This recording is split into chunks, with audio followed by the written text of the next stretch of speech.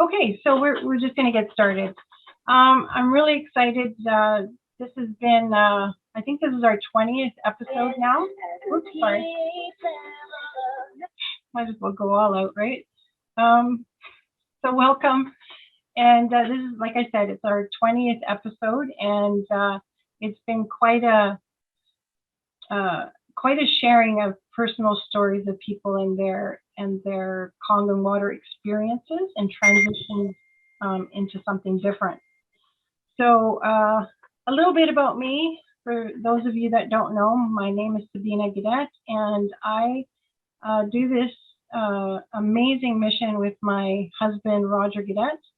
And my background is I had a cleaning business, and it was something that totally transformed my life just by a client sharing the water with me. That client happens to be a very, very close friend, both Gail Vauden and Paul Richardson. It just warms my heart every time that they've changed our lives. And we continue to do that same thing on educating people about this amazing water. So I always usually share a tip. And so this week, it's a little bit different.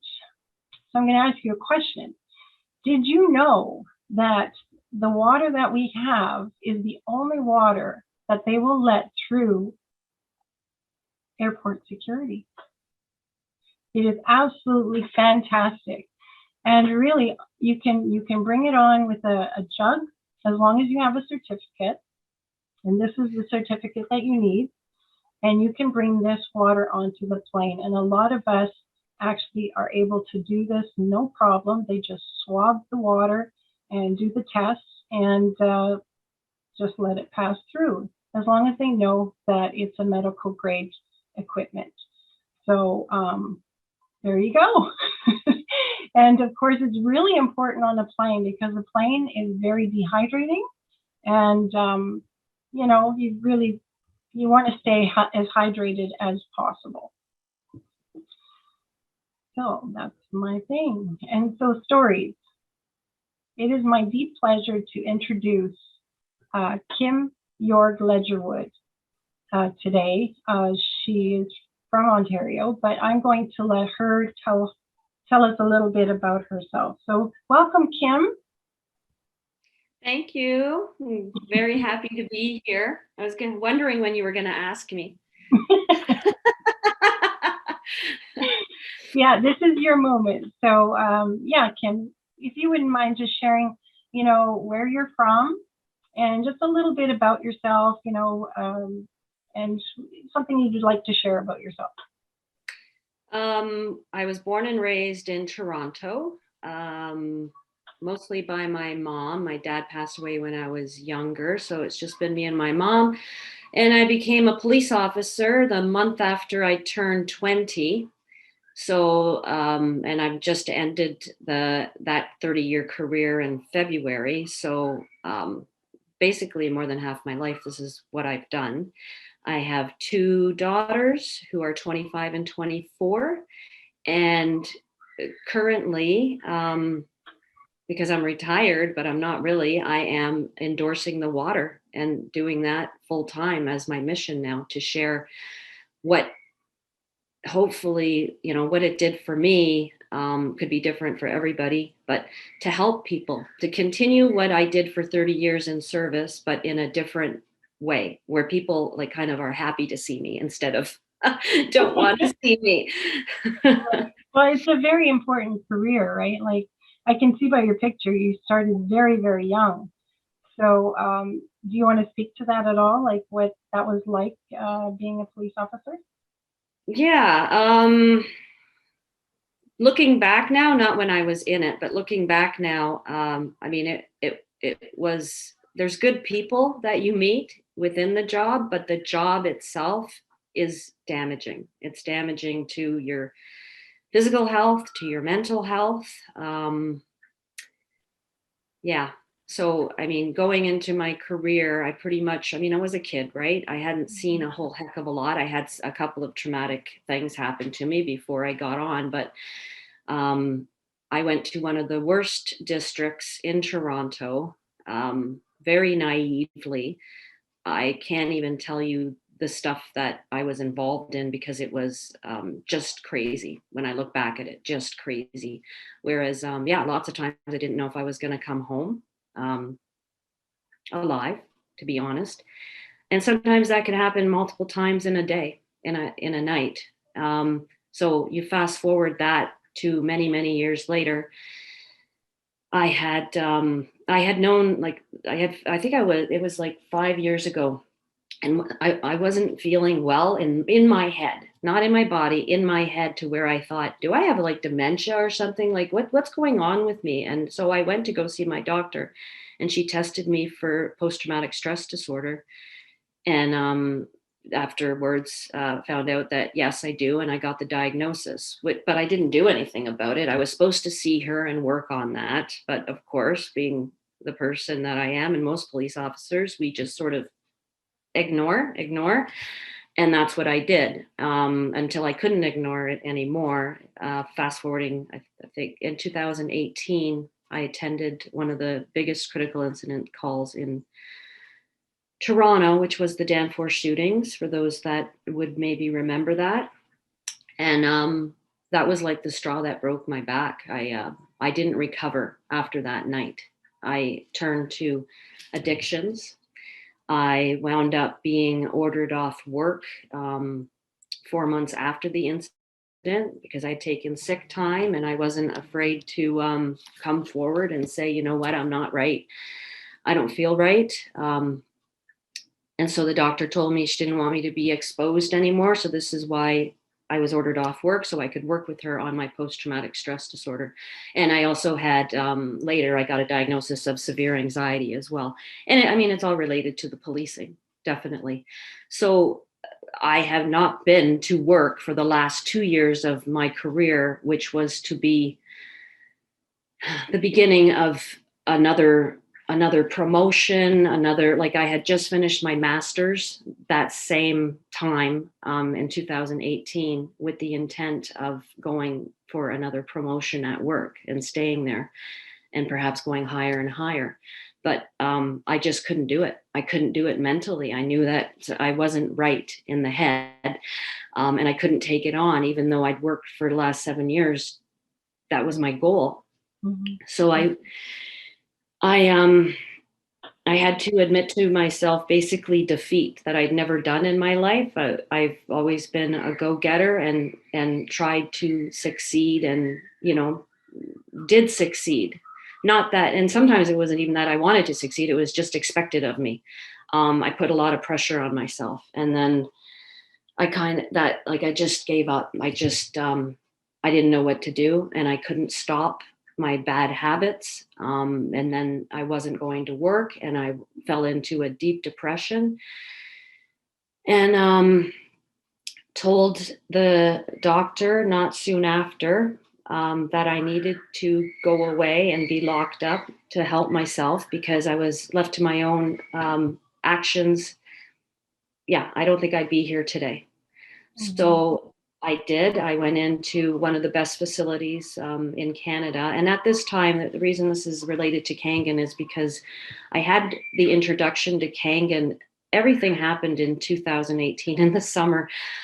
Sylvia Swider had asked me to attend a demo on the water. And I said, okay, because she's my friend and we were co-workers at the time. She was a police officer as well, and I wanted to support her. So I had gone and watched the demo back when we could watch it in person and attend events. And because I wasn't drinking water at the time. I was drinking alcohol, but water was my thing if I wasn't. And during that demo, I was like, watching the colors and I'm like, and then she offered me the 2-week trial, and I said, okay, of course. And then we lived in the same area, so I did it for 2 weeks. But after day 4, I was like, okay, there's something up with this water, because my mind started to feel euphoric. My body, I did explain it as a tingly feeling, like going through my veins. I didn't even know. I was just like, yep, got to get one of those. And I bought it. I don't even think that 2 weeks is up, and I ordered it, and I had it in my home, and I wasn't even sure about it. I had no background on it, but I had it. But at the same time, all of my trauma was coming out. So the machine sort of was there, but I wasn't actively drinking it. So fast forward, once I start and I went into the facility, and you're not drinking anymore because that's the purpose of the facility. I brought my Kangen machine there, and I started drinking the Kangen water full time. And being me, I went right to the 9.5 pH, which I probably shouldn't have done. Because as I learned with Dr. Corinne Allen, who's the brain specialist with our group working with people with mental brain disorders, Right. you don't go right to 9.5 because your brain, it's just like it's almost like too much for it, especially since my brain had never been hydrated before. So now I'm hydrating it, number one, and I'm putting it in at 9.5. And so I was like, whoa, but not in a good way, whoa. Until I learned that you're supposed to, like, you taper down. And as soon as I learned to taper it down to the 8.5 and go with there, and I started learning about Dr. Corinne's work, and I talked to Kelly on our team, who'd had many concussions and many brain injuries, and then listening to Roger, who I could relate to because of his PTSD. Everything started to make sense as to why my brain was doing what it was doing while it was trying to heal. Mm-hmm. So for that, it's been now a year and a half of just drinking the water. And my progress has been so incredible that my doctor has told me that if she had to do a case study for the last 10 years of all of her patients and their progress, I would be the one that she would say was like the best that had done. Like they can't believe where I was to where I've come. And I know it has to do with me doing the work, but I know it's the water. Like, I just know, because I've done the same thing that Roger did. Like, in my mind, I'm like, maybe I just think it's the water. So I stop taking the water, right? And then the symptoms start to come back, right? And I'm like, oh, okay, so I'm taking the water. So it is my medicine. It's the best medicine because you have to drink water anyways. I never go anywhere like this. I have to keep changing water bottles because I use them so much and they look kind of hobo-ish, like after a while. But I won't go anywhere without it. I won't drink any other water other than Kangen. And this is why I want to share it with people that have mental, or their children have autism or ADHD, and like all these things that you don't think of, that this could help. This could, 43% improvement she saw in incorporating Kangen water into their regular schedules.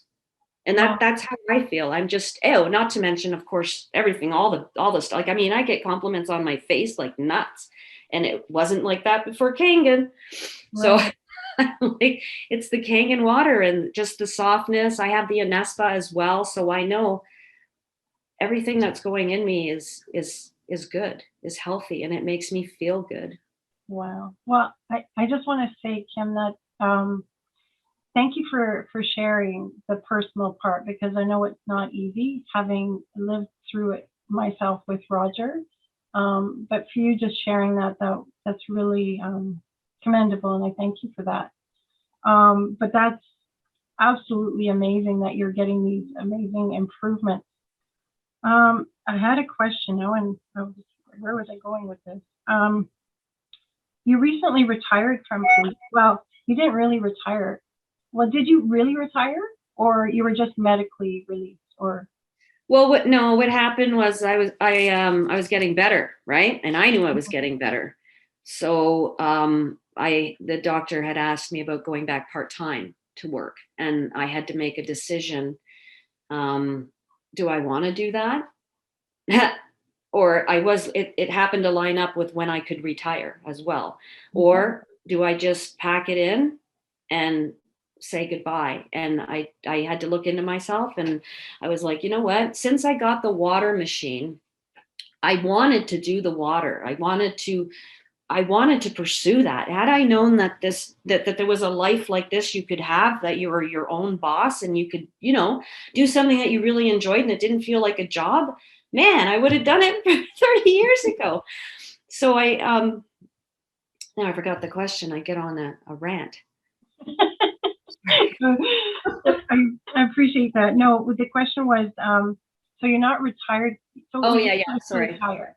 So I did retire. It's officially called a retirement. I just I did it a tad earlier than I could have. Like, had I gotten that promotion and stayed, I would still be employed. I would still be employed for at least 5 more years, if not longer. So I took a leap of faith, because I believe so much in the water, and I believe in the people that have bought machines under me that they want to endorse it and sell, that I said, I'm all in. I'm gonna put my eggs in the Kangen water basket and start a business with my best friend, and we're going to take it all the way and share our story about the water and hopefully bring people on board and live our lives happily. Right. For those of you that don't know, Kim, can you tell everybody how many people you've actually helped already in this 1.5 years? I think it's over 100, maybe 105, and I can't believe how fast it's gone. And the thing is, I'm in contact with every one of them. Like, it's not like sell a machine and then never talk to them again. No, I'm in contact with them. It's like it's like a family. I've inherited another family, and everybody, because we are we think alike, we believe in the water, that I don't know. It's just like I've known you all for just a long time without having to know you all. There's just a comfort because we all just get each other. I get if that makes any sense. Oh, it absolutely does. And the thing is, you've created your own family, but it's very significant that you've helped at least 100 people or more. I think it's more than 100 at this point. But it's quite significant, and it happens just by sharing the information, sharing the water, sharing your experience, which is so huge. I have one last question, and it's a new question that I asked last week, and this is: if Enagic were to stop making water machines, would you ever consider selling yours? And if you did, how much would you sell it for? I have 4 Kangen machines and 1 Anespa and 2 Ukon accounts, and I wouldn't sell any of them for any amount of money. And that's the absolute truth. They should cost more than they do. If I didn't have one, and I know what I know about it now, and it was $25,000 for 1 machine, I would buy it.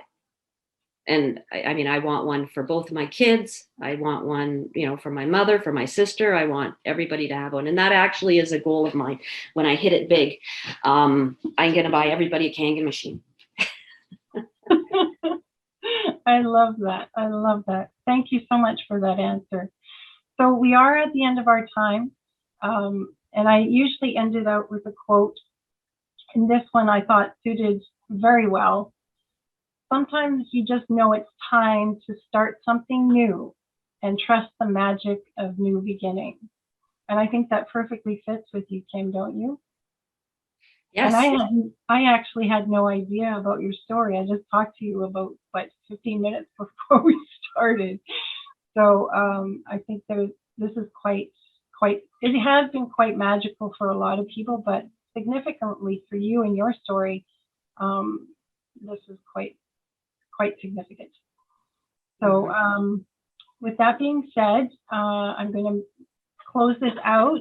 So for all of you that are new and old, we do our presentations every Wednesday, water health presentations at 6 p.m.